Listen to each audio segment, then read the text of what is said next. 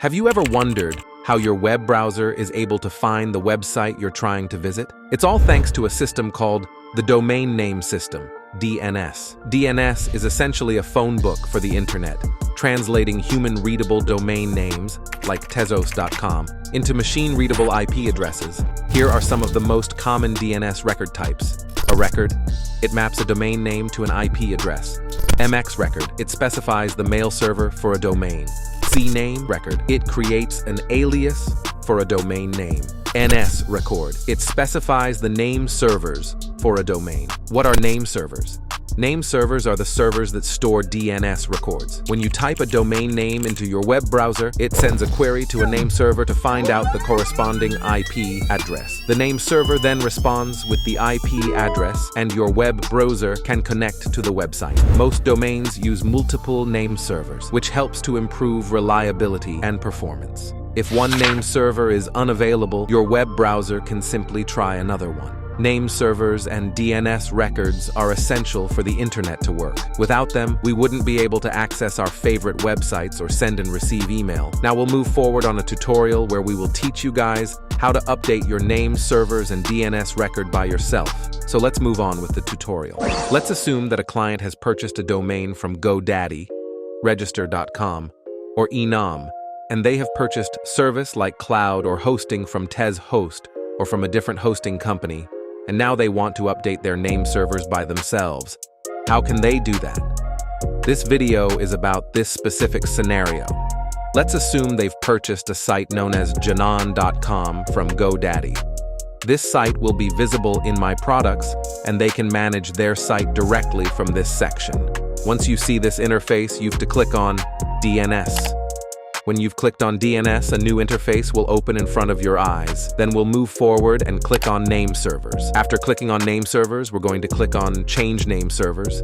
And once it's opened, we're going to click on I'll use my own name servers. Then we're going to see two bars where it's written Name Server 1 and Name Server 2. Since we've purchased hosting or cloud from TezHost, we're going to enter ns1tezhost.com.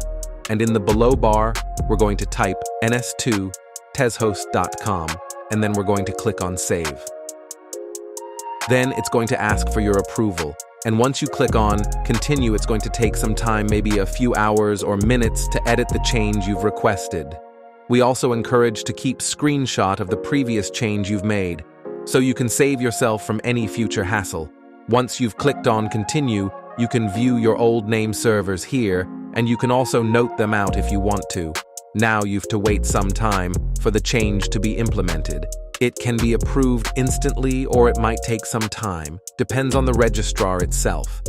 Now I'm going to refresh my page to see if it's implemented or not. Now here you can see that the new name servers have been updated. Now whenever someone will view my website, GoDaddy is going to tell them that my hosting is from TezHost and it's going to be browsed through TezHost end. Okay, great. So your website is live and it is all good for you. But what if you have some different requirements? Let's say you do not want to update your name servers to TezHost. Then you can use this second method to make your site live. This method do require some knowledge of DNS records. So now you have GoDaddy default name servers and you want to make your site live. In order to do that, just click on your website, click on Domain, then click on Manage DNS. Now here you can see all the DNS record of your website. Now without having to change our name server, we're only going to change our web server and update it. Now here, we're only going to view the record of at the date and type A, since it's the main website, and normally it's just one. Also parked here means that GoDaddy has parked this website for now until someone edits and activate it. Now we're going to put the IP address and rest of it should be left at default settings. Click on Save. Now this main website has been appointed on this IP address and this IP address if from TezHost.